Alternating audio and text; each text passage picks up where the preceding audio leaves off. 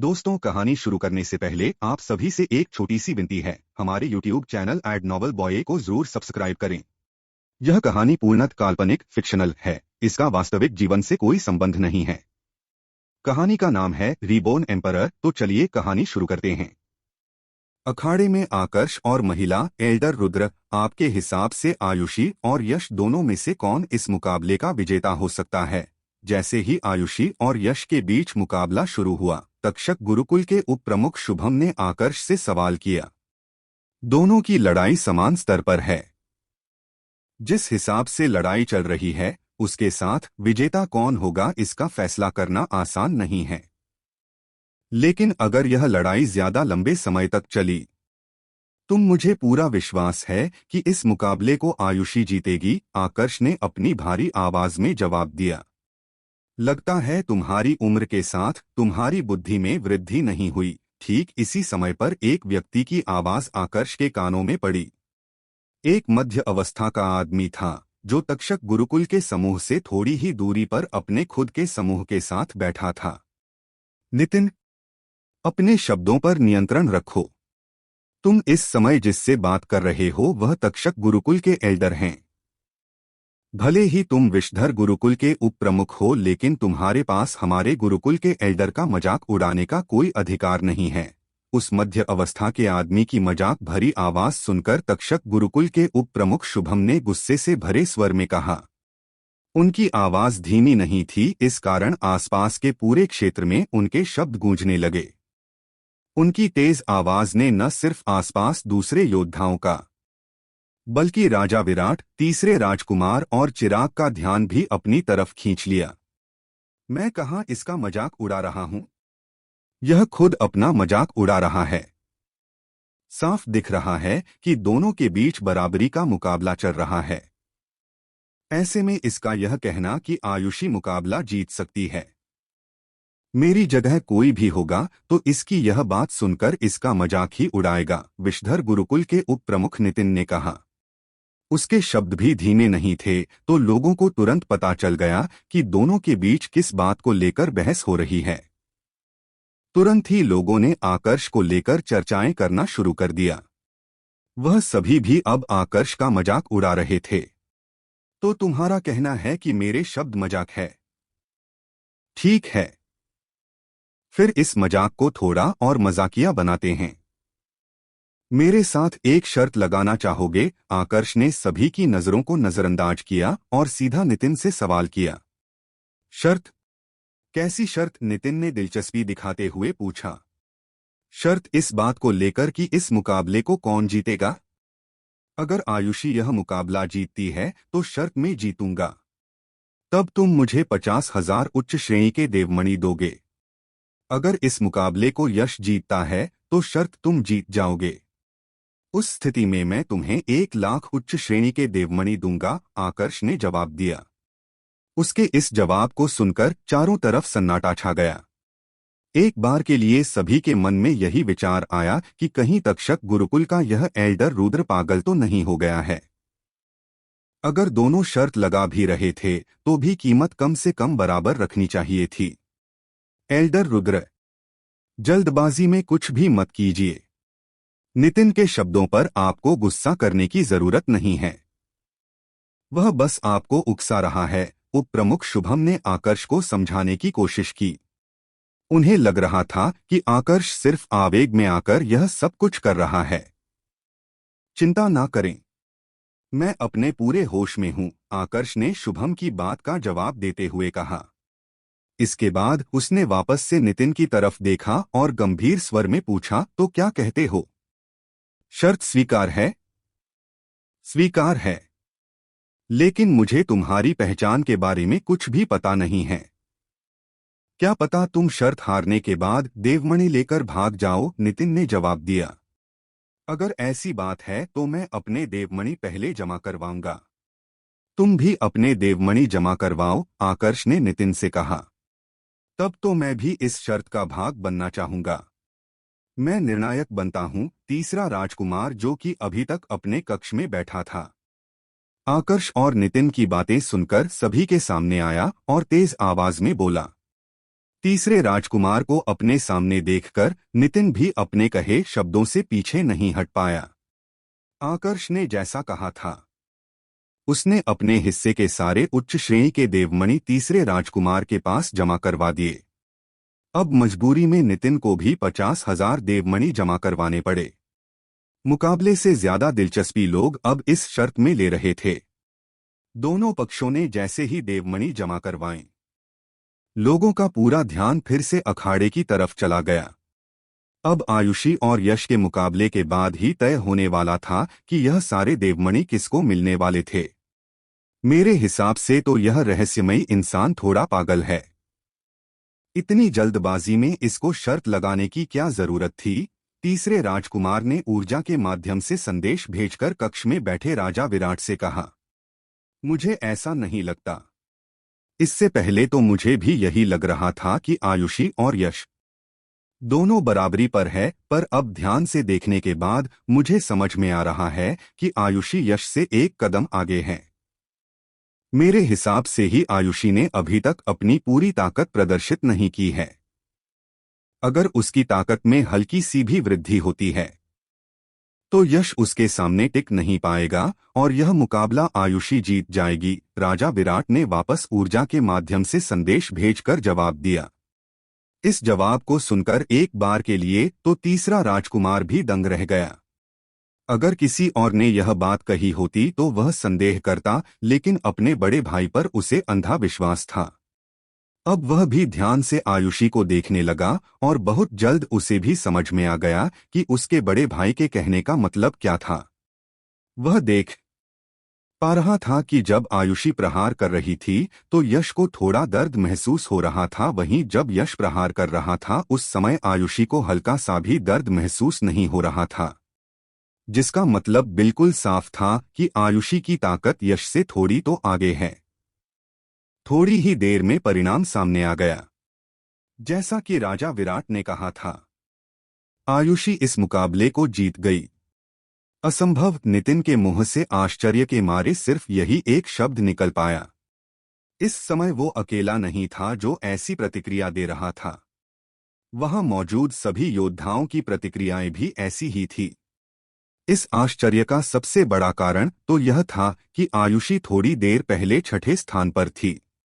अगर सच में वह इतनी ताकतवर थी तो पहले स्थान से छठे स्थान पर क्यों गई? जरूर कुछ गड़बड़ है। यह मुकाबला सही नहीं हुआ।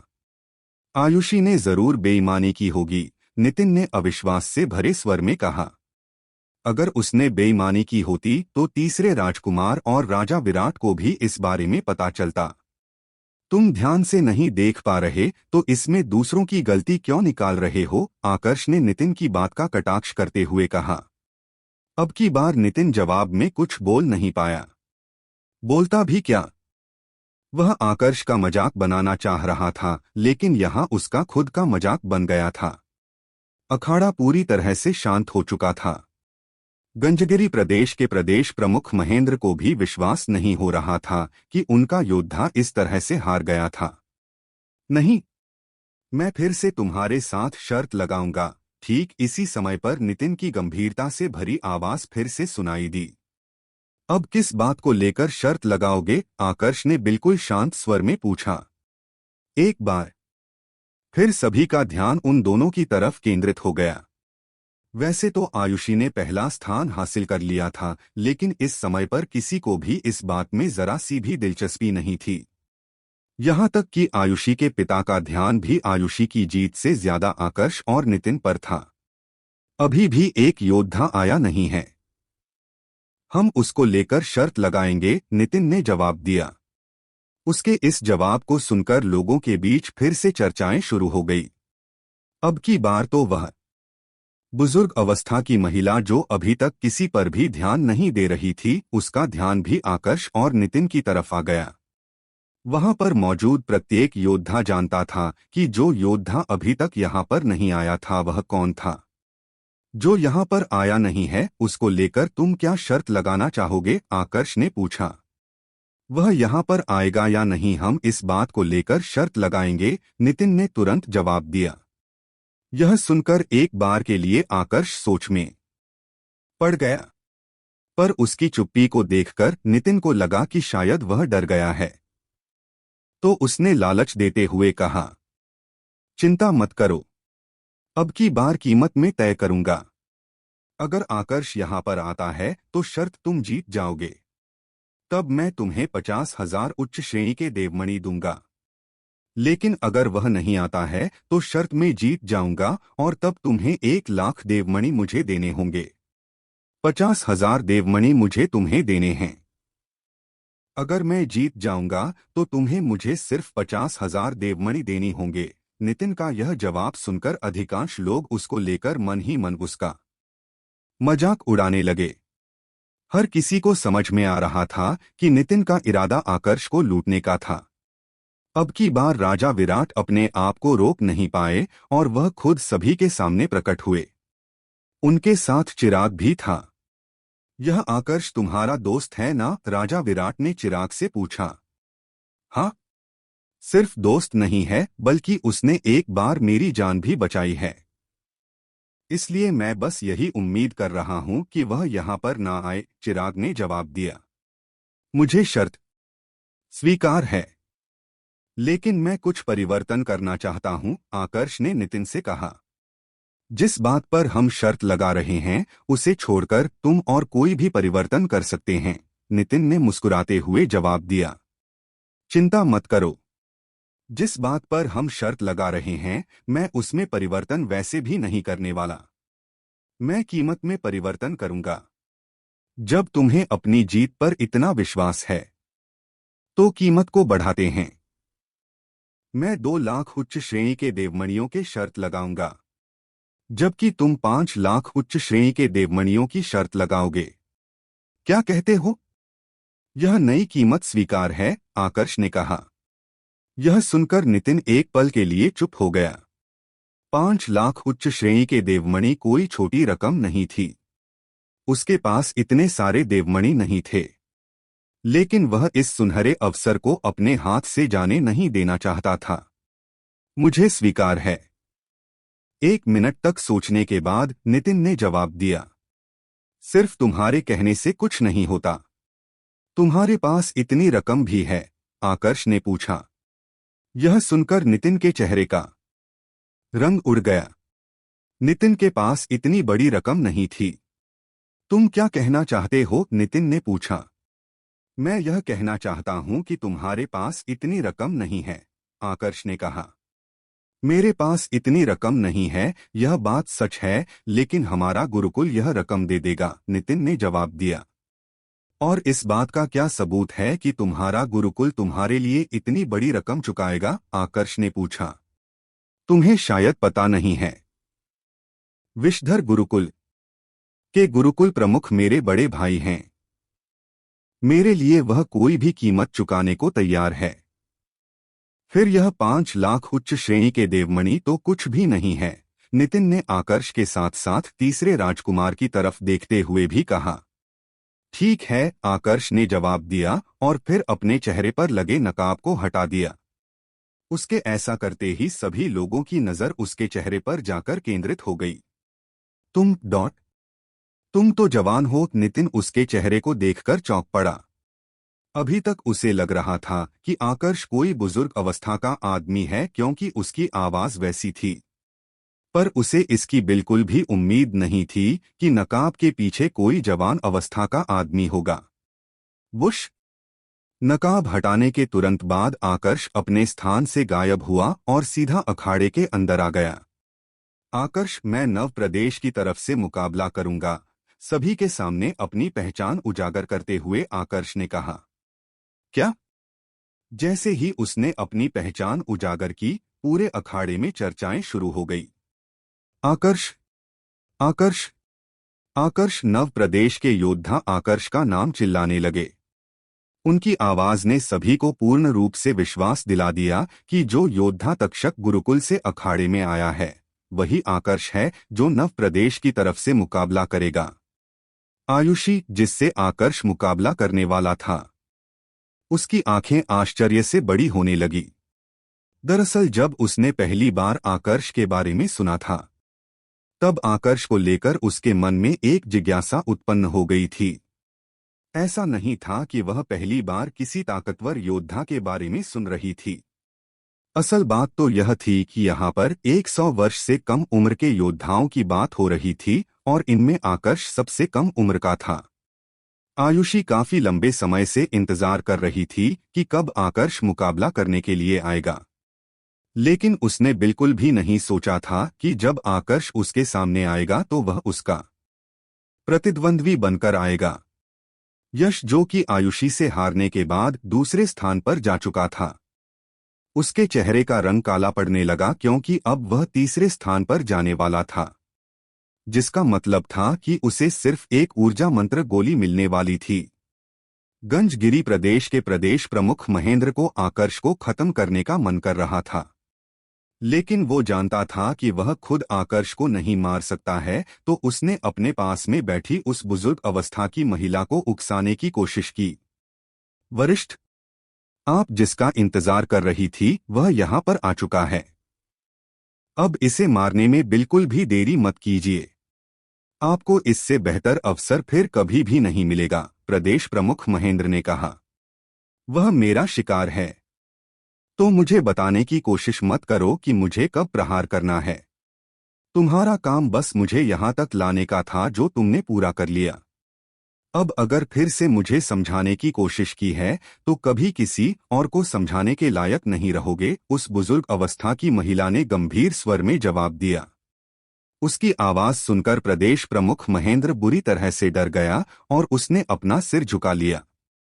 महिला उससे बहुत ज्यादा ताकतवर थी, तो वह अपने चेहरे पर कोई भाव लाकर भी उस महिला को गुस्सा नहीं दिलाना चाहता था। इधर उस महिला की नजर आकर्ष पर बनी हुई थी।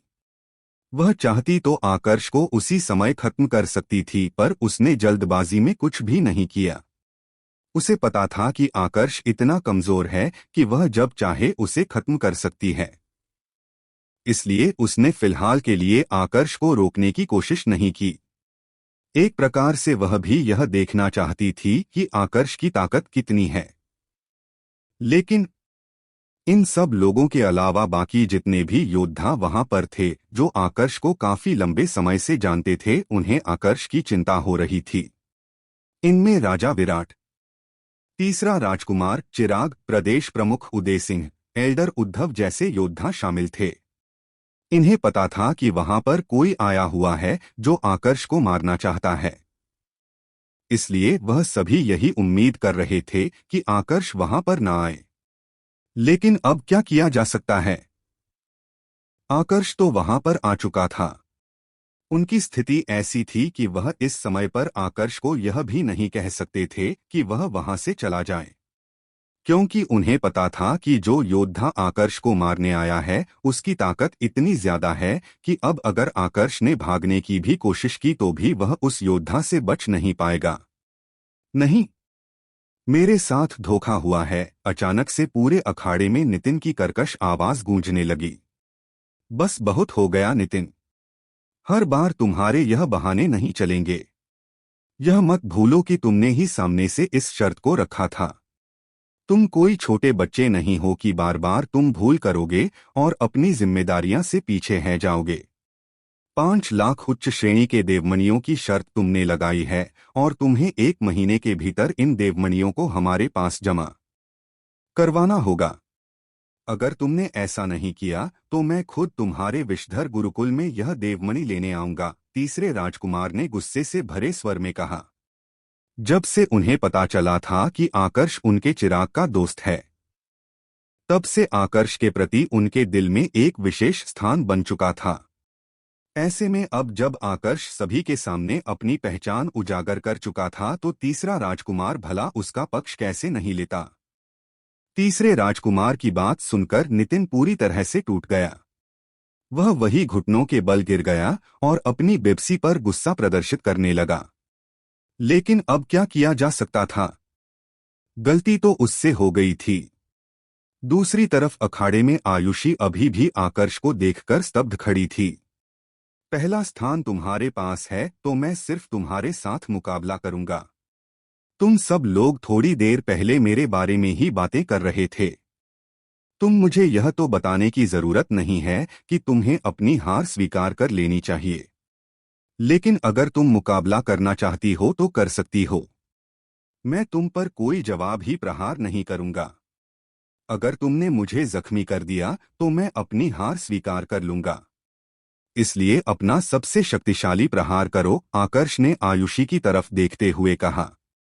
आयुषी के चेहरे के भाव देखकर उसे थोड़ा बहुत अंदाजा लग गया था कि आयुषी के मन में क्या कुछ चल रहा है। इसलिए उसने जल्द से जल्द मुकाबले खत्म करने की कोशिश की। लेकिन आयुषी को पता नहीं क्या हुआ था। वो प्रहार करने की जगह बस आकर्ष को देख रही थी। उस पर प्रहार करो, तुम्हें दूसरा अवसर नहीं मिलेगा, इसलिए कोशिश करो कि उसे जख्मी कर पाओ। ठीक इसी समय पर आयुषी को अपने पिता के द्वारा भेजा गया संदेश प्राप्त हुआ। अपने पिता की आवाज सुनकर आयुषी होश में आई। तुरंत उसने अपनी ऊर्जा को सक्रिय करना शुरू किया और अपनी पूरी ताकत प्रदर्शित की। फिर आगे बढ़कर आकर्ष पर अपना सबसे शक्तिशाली प्रहार किया। बुजुर्ग अवस्था की महिला इस मुकाबले को बड़े ही ध्यान से देख रही थी। इस समय उसकी आंखों में भी हल्की सी उलझन दिखाई दे रही थी। इस समय सिर्फ चिराग ही ऐसा था जिसे पता था कि आकर्ष की पूरी ताकत कितनी है। आखिरकार वह उस समय आकर्ष के साथ था जब आकर्ष ने वरिष्ठ एल्डर प्रखर को खत्म किया था। इधर अखाड़े में आयुषी को अपनी तरफ आते देख आकर्ष ने कोई भी खास प्रतिक्रिया नहीं दी। वह अपने स्थान पर ही खड़ा रहा, जैसे उसे कोई फर्क ही नहीं पड़ रहा हो कि उस पर इतना ताकतवर प्रहार किया जा रहा है। बैंग! एक जोर की गर्जना के साथ आयुषी का प्रहार सीधा आकर्ष के शरीर पर हुआ, परंतु आकर्ष ने उसके प्रहार को अपने उल्टे हाथ से ही रोक लिया।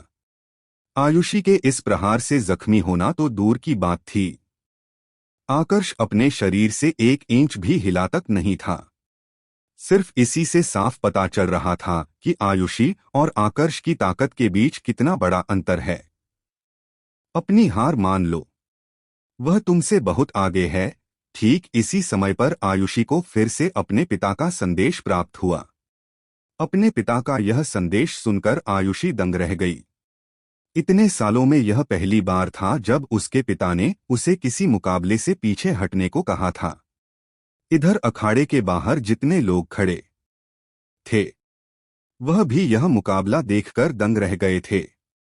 मुकाबला अच्छा था, मेरे विचार से तो इतना पर्याप्त होना चाहिए, पर अगर तुम चाहो तो फिर से प्रहार करके देख सकती हो, आकर्ष ने बिल्कुल शांत स्वर में आयुषी से कहा।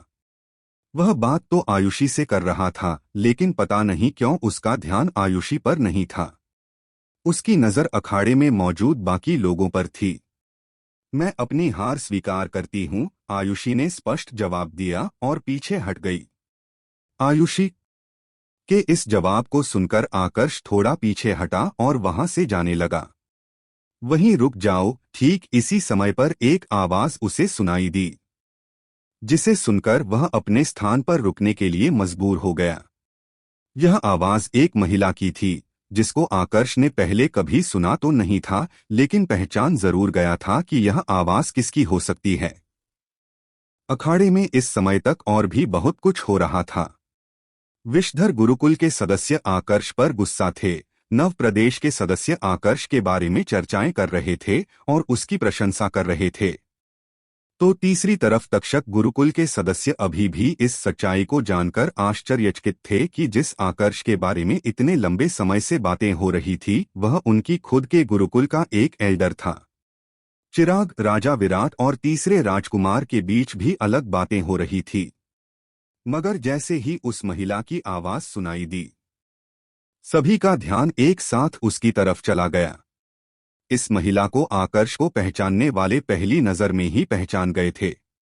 वरिष्ठ नव प्रदेश के प्रदेश प्रमुख उदय सिंह अपने आप को रोक नहीं पाए और उन्होंने उस महिला को आवाज लगाकर रोकने की कोशिश की। लेकिन जैसे ही उस महिला ने प्रदेश प्रमुख की आवाज सुनी, उसकी आंखें कत्ल के भाव से भर गई। तुमने मुझसे झूठ बोलकर ठीक नहीं किया। तुम्हारी इस गलती की सजा तुम्हें जरूर मिलेगी, महिला ने गुस्से से भरी आवाज में जवाब दिया। महिला को गुस्से में देखकर प्रदेश प्रमुख को याद आया कि बहुत समय पहले उन्होंने उस महिला से क्या झूठ कहा था। एकदम से उनके चेहरे पर एक कड़वाहट भरी मुस्कुराहट आ गई। क्या तुम्हें व्योमिका ने भेजा है वरिष्ठ? मेरा झूठ बोलने का कोई इरादा नहीं था। मैं तो बस नव प्रदेश के प्रदेश प्रमुख उदय सिंह ने अपने पक्ष से सफाई देने की कोशिश की। वह यह कहना चाहते थे कि उन्हें भी पूर्ण रूप से विश्वास नहीं था कि आकर्ष वहां पर आएगा या नहीं, पर इससे पहले कि वह अपनी बात पूरी कर पाते, महिला ने एक तीव्र ऊर्जा की तरंग से प्रदेश प्रमुख उदय सिंह पर प्रहार कर दिया। यह ऊर्जा की तरंग इतनी ज्यादा तेजी से उनकी तरफ बढ़ी थी कि उदय सिंह को अपनी तरफ से प्रतिक्रिया देने का भी अवसर नहीं मिला। ऊर्जा की तरंग सीधा उनके ललाट को चीरते हुए सिर के आर पार निकल गई। एक धड़ाम की आवाज के साथ प्रदेश प्रमुख उदय सिंह का शरीर जमीन पर गिर गया। इस तरह के प्रहार को देखकर पूरे अखाड़े में सन्नाटा छा गया। यहां तक कि वहां पर जितने भी शक्तिशाली योद्धा मौजूद थे, उनका भी कुछ कहने का साहस नहीं हुआ। उन सभी को अपनी क्षमता पता थी। उन्हें पता था कि अगर वह अपनी पूरी ताकत का भी इस्तेमाल करते हैं तो भी उस महिला के जितनी तेजी से प्रहार नहीं कर सकते थे। प्रदेश प्रमुख उदय सिंह को खत्म करने के बाद महिला की नजर फिर से आकर्ष की तरफ घूमी। उसकी आंखों में कर्कशता साफ दिख रही थी। आकर्ष मेरा दोस्त है, क्या आप उसे बचा सकते हैं? चिराग ने राजा विराट से कहा। आकर्ष उसका सबसे अच्छा दोस्त था। अपने परिवार वालों से मिलने से पहले वह जितना विश्वास आकर्ष पर करता था उतना विश्वास उसने आज से पहले किसी पर भी नहीं किया था। चिराग, तुम समझ नहीं रहे हो। जिस महिला से तुम अपने दोस्त को बचाना चाहते हो उसकी ताकत हमसे बहुत आगे है। वह भूपाल मंडल की योद्धा है। ऊपर से उसका संबंध कनमणि गुरुकुल से है। अगर हमारे ऊर्जा स्तर में दो स्तरों की भी वृद्धि हो जाए तो भी हम उसका सामना नहीं कर सकते। ऐसा नहीं है कि हम तुम्हारे दोस्त को बचाना नहीं चाहते। उसने तुम्हारी जान बचाई थी। हमारे ऊपर भी उसके एहसान हैं। लेकिन हमारे पास इतनी क्षमता नहीं है कि उसका सामना कर पाए। तीसरे राजकुमार ने गहरी सांस लेते हुए जवाब दिया। उसके शब्दों में हताशा और निराशा साफ झलक रही थी। बुश! तीसरे राजकुमार की बात सुनकर चिराग ने आगे कोई अनुरोध नहीं किया। वह सीधा अपने स्थान से गायब हुआ और अखाड़े में आ गया। माफ करना आकर्ष, मुझे आने में देरी हो गई, चिराग ने हल्का मुस्कुराते हुए आकर्ष से कहा।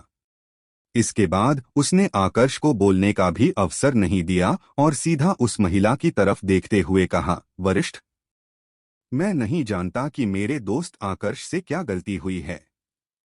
मुझे यह भी नहीं पता कि आप इसे क्यों मारना चाहती है, लेकिन मैं अपने दोस्त को मरने नहीं दे सकता। अगर आप चाहे तो मैं अपना बलिदान देने के लिए तैयार हूं। बस मेरे दोस्त को जाने दीजिए। चिराग के ऐसे शब्द सुनकर महिला का गुस्सा कुछ पलों के लिए शांत हुआ। देवतल ऐसी जगह थी जहां पर शक्तिशाली को महत्व दिया जाता था। यहां पर कोई भी किसी की कमजोरी का फायदा उठाने से चूकता नहीं था। ऐसे में एक व्यक्ति का दूसरे के लिए बलिदान देना बहुत ही दुर्लभ था। तुम अपने दोस्त के खातिर अपना बलिदान देना चाहते हो? महिला ने पुष्टि करने के लिए दोबारा से पूछा। चिराग, यहां से जाओ। यह मेरी लड़ाई है और मुझे खुद ही लड़नी होगी। मैंने तुम्हें हमेशा अपने दोस्त के रूप में देखा है, कभी इसलिए नहीं बचाया कि जरूरत पड़ने पर तुम्हें अपनी ढाल की तरह इस्तेमाल कर सकूं। आकर्ष ने ऊर्जा के माध्यम से संदेश भेजकर चिराग को समझाया और वहां से भेजने की कोशिश की, लेकिन चिराग इसके बावजूद वहां से दूर नहीं गया। उसने वापस महिला की तरफ देखा और जवाब देते हुए कहा, अगर मेरा बलिदान देने से मेरे दोस्त की जान बच सकती है तो मैं खुशी खुशी अपना बलिदान देने के लिए तैयार हूं। अगर तुम्हारी यही इच्छा है तो तुम्हारी यह इच्छा मैं पूरी कर देती हूँ, महिला ने कर्कश आवाज में कहा और उसी क्षण अपनी ऊर्जा का इस्तेमाल करके चिराग पर प्रहार करने की चेष्टा की। लेकिन तभी डॉट रुक जाइए वरिष्ठ, एक साथ दो योद्धाओं की आवाज सुनाई दी। इसके अगले ही पल राजा विराट और तीसरे राजकुमार दोनों एक साथ चिराग के ठीक सामने उसकी ढाल बनकर प्रकट हुए। चिराग के पिता के उन दोनों पर काफी एहसान थे। उन्होंने कई बार उन दोनों की जान बचाई थी, तो आज जरूरत पड़ने पर वह अपने भाई की इकलौती निशानी को अकेला कैसे छोड़ते। उन्हें पता था कि वह महिला उनसे बहुत ज्यादा ताकतवर है, इसके बावजूद दोनों ने अपने भविष्य को खतरे में डालते हुए चिराग को बचाने की कोशिश की। बूम! जब उस बुजुर्ग अवस्था की महिला ने देखा कि राजा विराट और तीसरे राजकुमार उसके मना करने के बावजूद बीच में आ रहे हैं, तो इस बार उसने कोई भी दया नहीं दिखाई। उसने अपनी ऊर्जा से उन दोनों पर प्रहार किया और एक ही झटके में उन्हें दूर फेंक दिया। हालांकि वह चाहती तो उन दोनों को मार भी सकती थी, लेकिन उसने ऐसा नहीं किया क्योंकि इससे पूरे के पूरे शक्ति तंत्र पर असर पड़ सकता था। एक राजा को खत्म करने का मतलब था पूरे के पूरे साम्राज्य को मौत के मुंह में धकेल देना। भले ही वो बुजुर्ग अवस्था की महिला गुस्से में थी, लेकिन गुस्से में भी वो ऐसा कदम कभी नहीं उठा सकती थी। पलक झपकते ही राजा विराट और तीसरे राजकुमार उड़ते हुए दूर जा गिरे और खून की उल्टियां करने लगे। यह देखकर चिराग के चेहरे के भाव थोड़े से गंभीर हुए। उसे समझ में आ चुका था कि अगर वो सामने से नहीं हटा तो उसका मरना भी तय है, लेकिन इसके बावजूद वह सामने से नहीं हटा। चिराग का ऐसा बर्ताव आकर्ष को मात्र बचपने के और कुछ भी नहीं लग रहा था। उसे यह पता था कि चिराग ऐसा बर्ताव क्यों कर रहा है, लेकिन फिर भी वो चिराग को मरने तो नहीं दे सकता था। बूम! महिला ने जैसे ही ऊर्जा से फिर से आक्रमण किया, आकर्ष ने इस बार एक देव अभिलेख की मदद से चिराग को सुरक्षा कवच में बंद कर दिया। ऊर्जा के तेज विस्फोट के साथ सुरक्षा कवच टूट गया और चिराग कई मीटर तक पीछे चला गया, लेकिन वह जिंदा बच गया था। तुम्हारी हिम्मत प्रशंसनीय है लड़के, लेकिन तुम्हारे दोस्त ने जो अपराध किया है उसके लिए माफी नहीं मिल सकती। इसने राजकुमारी व्योमिका को आरोग्य बनाया है, इसकी सजा मृत्यु है, महिला ने इस बार गुस्से से भरे स्वर में कहा। राजकुमारी व्योमिका? वहां पर जितने भी योद्धा मौजूद थे, किसी को भी समझ में नहीं आया कि यहाँ पर किसकी बात हो रही है, लेकिन आकर्ष को सब कुछ समझ में आ रहा था। इतने समय से वह यही बात सोचकर परेशान हो रहा था कि जिस महिला के साथ वह दिव्य क्षेत्र में बंद हुआ था उसका नाम क्या था।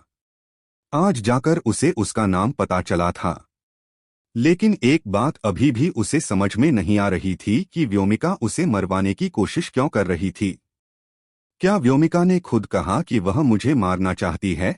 आकर्ष ने पहले चिराग की मदद की और फिर उस बुजुर्ग अवस्था की महिला की तरफ देखते हुए पूछा, यह व्योमिका कौन है आकर्ष? यह महिला तो कनमणि गुरुकुल से आई है। उनके गुरुकुल के गुरुकुल प्रमुख ने आदेश दिया था कि तुम्हें खत्म किया जाए, चिराग ने गहरी सांस लेते हुए कहा। कनमणि गुरुकुल? यह नाम सुनकर इस बार वहां पर मौजूद सभी योद्धाओं के मस्तिष्क में घंटियां बजने लगी। इस गुरुकुल का नाम लगभग सभी योद्धाओं ने सुना था, इसलिए नहीं कि यह गुरुकुल सबसे शक्तिशाली था, बल्कि इसलिए क्योंकि यह सिर्फ महिलाओं का गुरुकुल था। कनमणि गुरुकुल? तो क्या व्योमिका कनमणि गुरुकुल से है? चिराग की बात सुनकर आकर्ष ने मन ही मन अपने आप से सवाल किया। इस बीच चिराग का ध्यान फिर से उस महिला की तरफ गया। उसे पता था कि आकर्ष ने उसे बचा लिया है, लेकिन महिला का गुस्सा अभी भी शांत नहीं हुआ था, जिसका मतलब था कि वह फिर से आकर्ष पर प्रहार करेगी। वरिष्ठ, आप आकर्ष को क्यों मारना चाहती है? जितना मुझे पता है तो आपका गुरुकुल बहुत ही शक्तिशाली है, जबकि मेरा दोस्त तो कुछ ही समय पहले देवतल में आया है। यहां आए हुए इसे 5 साल भी नहीं हुए हैं। ऐसा कैसे हो सकता है कि मेरा दोस्त इतने कम समय में आपके शक्तिशाली गुरुकुल के गुरुकुल प्रमुख को गुस्सा दिला दे? चिराग ने उस महिला से सवाल किया। महिला फिर से आकर्ष पर प्रहार करने वाली थी, लेकिन जैसे ही उसने चिराग का सवाल सुना, एकदम से वह अपने स्थान पर ही रुक गई। क्या कहा तुमने? तुम्हारे दोस्त आकर्ष को देवतल में आए हुए 5 वर्ष भी नहीं हुए हैं? महिला ने आश्चर्य से भरे स्वर में सवाल किया। यह सवाल करते हुए वो चिराग को बहुत ही ध्यान से देख रही थी, जैसे यह समझने की कोशिश कर रही हो कि कहीं चिराग झूठ तो नहीं बोल रहा है। हाँ वरिष्ठ, मेरा दोस्त आकर्ष कुछ ही साल पहले देवतल में आया था। उस समय मैं खुद इसके साथ था। इन 5 सालों में से 2 साल तो मैंने खुद इसके साथ बिताए हैं। मैं पूरे विश्वास से कह सकता हूं कि आपको कोई गलतफहमी हुई है। आप किसी गलत आकर्ष के पास चिराग ने जवाब देते हुए कहा। पर इससे पहले कि वह अपनी बात पूरी कर पाता, आकर्ष ने उसे बीच में ही रोक लिया। बस करो, मैंने कहा ना, यह लड़ाई मेरी खुद की है। तुम यहां से जाओ, आकर्ष ने गंभीर स्वर में कहा और उसी क्षण अपनी ऊर्जा का इस्तेमाल करके चिराग को अपने से बहुत दूर भेज दिया। उसी पल तीसरा राजकुमार और राजा विराट आगे आए और उन्होंने चिराग को पकड़ लिया ताकि वो फिर से आकर्ष के पास ना जा सके। तुम यहां पर मेरे लिए आई हो, तुम मुझसे बात करो। मुझे बताओ कि क्या मुझे मारने का आदेश व्योमिका ने दिया है? आकर्ष ने गंभीर स्वर में उस महिला से सवाल किया। महिला अभी तक हैरान थी क्योंकि उसे विश्वास नहीं हो रहा था कि देवतल में आए हुए आकर्ष को 5 साल भी नहीं हुए थे, लेकिन इतने कम समय में वह इतना ताकतवर हो चुका था कि मंत्रमंडल से नीचे के सभी योद्धाओं को आसानी से खत्म कर पा रहा था।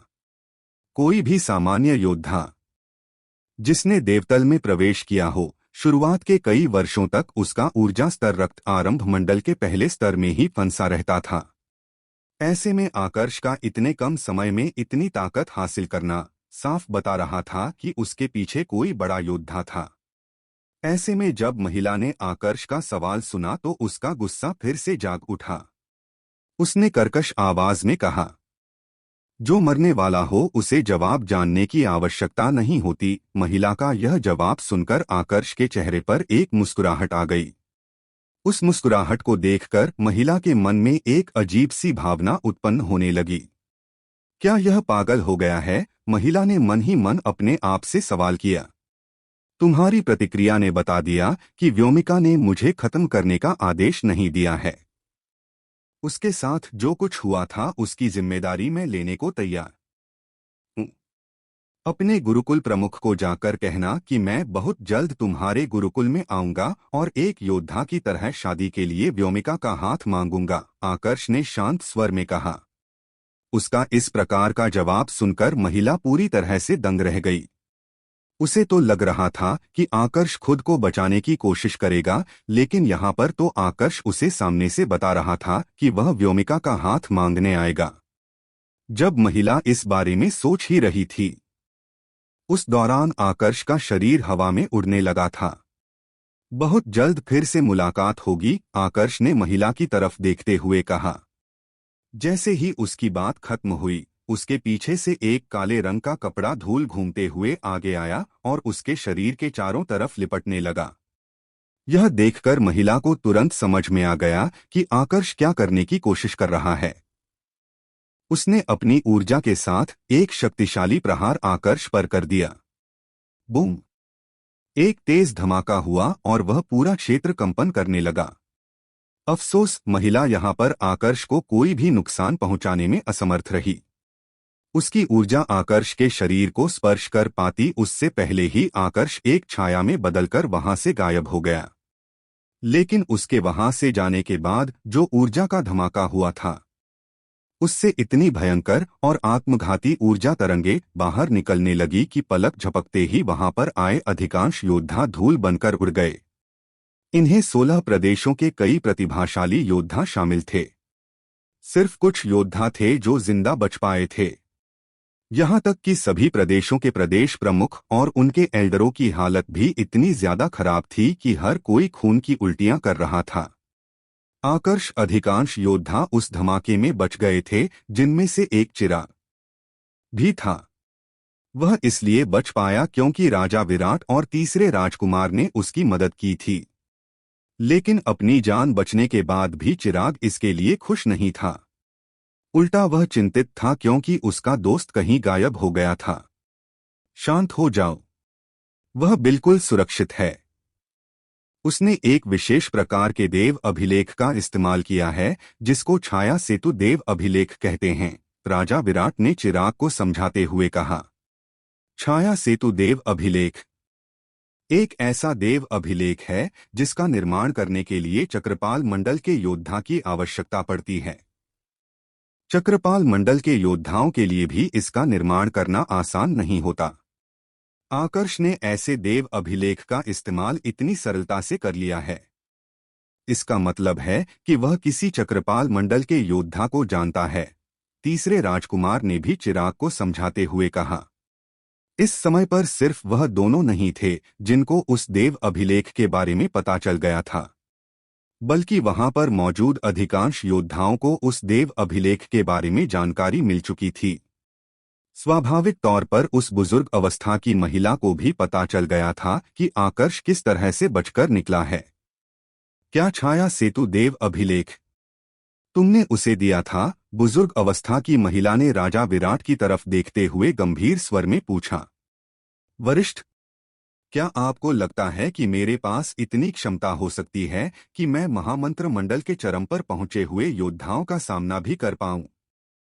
हमारे लिए तो भोपाल मंडल भी बहुत उच्च है। ऐसे में वो देव अभिलेख मेरे पास कैसे हो सकता है जिसका निर्माण करने के लिए भी चक्रपाल मंडल के योद्धा की आवश्यकता पड़ती है? राजा विराट ने अपनी तरफ से सफाई देते हुए कहा। यह सुनकर महिला के चेहरे के भाव और गंभीर हो गए। तुमने कहा था कि तुम्हारा दोस्त कुछ साल पहले ही देवतल में आया था, तो मुझे बताओ कि इतने कम समय में उसके पास इतनी ज्यादा ताकत और ऐसा देव अभिलेख कैसे आ गया जिसका निर्माण करने के लिए चक्रपाल मंडल के योद्धा की आवश्यकता पड़ती है? तुमने मुझसे झूठ बोला, महिला ने गुस्से से भरे स्वर में चिराग से सवाल किया। नहीं वरिष्ठ, मैंने कोई झूठ नहीं कहा। आकर्ष को देवतल में आए हुए अभी 5 वर्ष भी नहीं हुए हैं। मैंने खुद उसकी ताकत को बढ़ते हुए देखा है।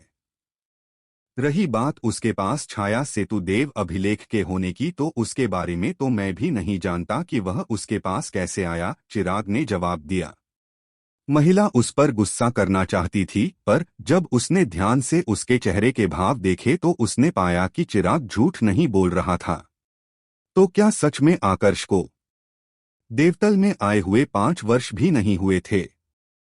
अगर सच्चाई यही है तब तो मुझसे बहुत बड़ी गलती हो चुकी है।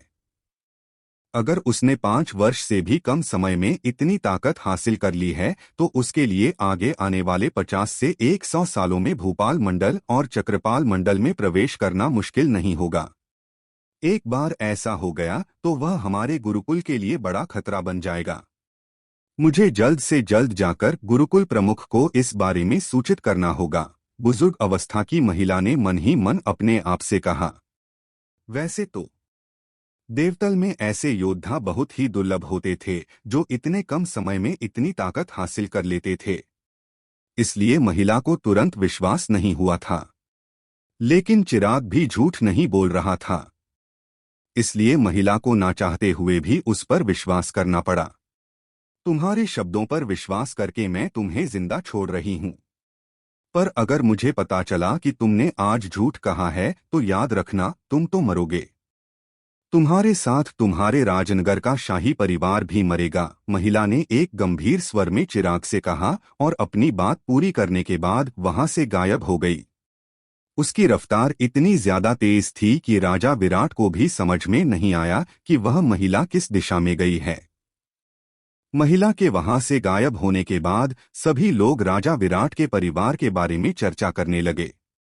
इससे पहले तो किसी को भी आकर्ष की पहचान के बारे में पता नहीं था, लेकिन यह जानने के बाद कि उसके पास छाया सेतु नामक शक्तिशाली देव अभिलेख था, हर किसी को यही लग रहा था कि आकर्ष जरूर किसी शक्तिशाली गुरुकुल या परिवार का सदस्य होगा जो कनमणि गुरुकुल का दुश्मन रहा होगा। उन सभी के मन में बस यही एक संभावना आ रही थी। रही बात चिराग के शब्दों की, तो उस पर किसी को भी विश्वास नहीं था। यहाँ तक कि राजा विराट और तीसरे राजकुमार को भी विश्वास नहीं था कि आकर्ष को यहाँ पर आए हुए 5 वर्ष से भी कम समय हुआ है। चिराग, तुमने झूठ क्यों कहा? जानते हो, तुम्हारे इस झूठ के कारण हम सब अब मुसीबत में फंस चुके हैं। तीसरे राजकुमार ने कड़वाहट भरी मुस्कुराहट के साथ चिराग से कहा। अगर चिराग उनके छोटे भाई की आखिरी निशानी नहीं होता, तो अब तक तीसरा राजकुमार और राजा विराट उसे थप्पड़ मार चुके होते। बेटा चिराग, तुमने यह सही नहीं किया। मैं जानता हूं तुम अपने दोस्त को बचाना चाहते थे, पर इसके लिए तुम्हें इतना बड़ा झूठ बोलने की क्या आवश्यकता थी? राजा विराट ने भी थोड़ा नाखुश होते हुए कहा। चिराग ने उनके शब्दों का बिल्कुल भी बुरा नहीं माना, क्योंकि वह जानता था कि वह दोनों सिर्फ इसलिए नाराज है क्योंकि उन्हें सच्चाई नहीं पता। मैंने कुछ भी झूठ नहीं कहा। आकर्ष वाकई कुछ वर्ष पहले ही देवतल में आया है। मैं जानता हूं कि आपको मेरे शब्दों पर विश्वास नहीं होगा, लेकिन आप ही बताइए कि उस महिला के यहाँ से जाने के बाद मैं आपके सामने झूठ क्यों कहूंगा? मुझे समझ में नहीं आ रहा कि आप लोगों को मेरे शब्दों पर विश्वास कैसे दिलाऊं। पर सच्चाई यही है। चिराग ने ऊर्जा के माध्यम से संदेश भेजकर तीसरे राजकुमार और राजा विराट से कहा। उसके जवाब को सुनकर दोनों उस पर शक करना चाहते थे, लेकिन जब दोनों ने ध्यान से सोचा तो उन्हें भी समझ में आया कि आकर्ष अगर किसी बड़े परिवार का सदस्य होता तो उसे इस तरह से यहाँ पर आने की कोई जरूरत नहीं पड़ती। कम से कम उसके साथ उसका कोई सुरक्षाकर्मी तो आया होता। ऊपर से उस महिला के वहां से जाने के बाद चिराग को भी झूठ बोलने की कोई आवश्यकता नहीं थी। आप दोनों पहले यहाँ की स्थिति को नियंत्रण में लीजिए। यहाँ से वापस लौटने के बाद मैं आप दोनों को सारे सबूत दे दूंगा, जिससे आपको भी विश्वास हो जाएगा कि आकर्ष को यहाँ पर आए हुए 5 वर्ष भी नहीं हुए हैं। चिराग ने ऊर्जा के माध्यम से संदेश भेजकर राजा विराट और तीसरे राजकुमार से कहा। यहाँ पर वह जिसकी बात कर रहा था वह थी उनकी साम्राज्य की प्रजा। चिराग यह तो जानता था कि उसने आकर्ष के बारे में इतना सब कुछ बताकर आकर्ष के लिए ही मुसीबत खड़ी कर दी है, इसलिए वह बाकी सबकी गलतफहमी दूर नहीं करना चाहता था। अगर यहाँ की स्थिति को संभाल लिया गया तो संभावना बहुत ही कम थी कि यह लोग आगे आकर्ष के लिए परेशानी खड़ी करें। माफ करें, आज जो कुछ भी हुआ है उसके लिए हम बेहद शर्मिंदा हैं। जो भी नुकसान हुआ उसकी भरपाई तो नहीं की जा सकती, लेकिन हम कोशिश करेंगे कि आप लोगों को यहाँ से खाली हाथ न जाने दे। जितने भी प्रदेश यहाँ पर आए हैं उन सभी को एक एक ऊर्जा मंत्र गोली इनाम के रूप में दी जाएगी।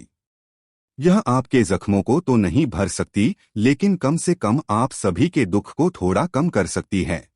तीसरे राजकुमार ने सभी के सामने माफी मांगते हुए कहा।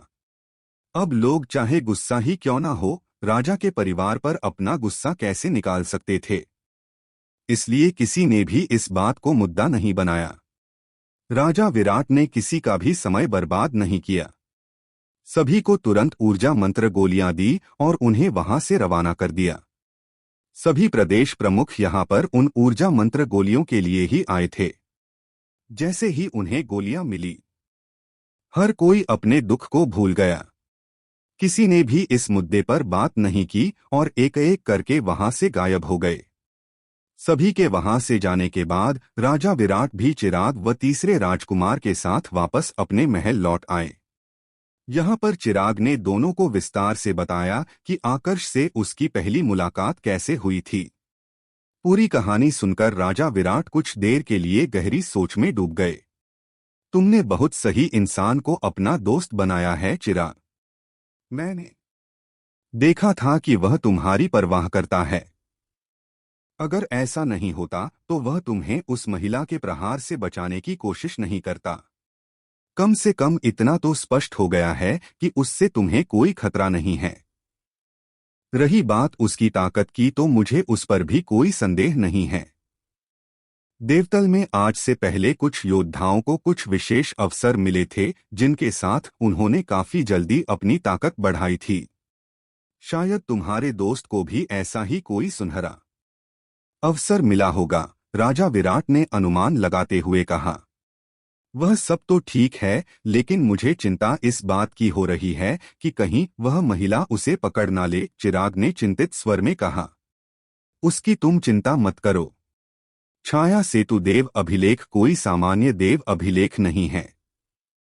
जब योद्धा इसका इस्तेमाल करता है तो यह उसे सीधे रास्ते से ना भेजकर आयाम के बीच का रास्ता चुनता है, जिससे पलक झपकते ही कोई भी योद्धा लाखों मील दूर पहुंच सकता है।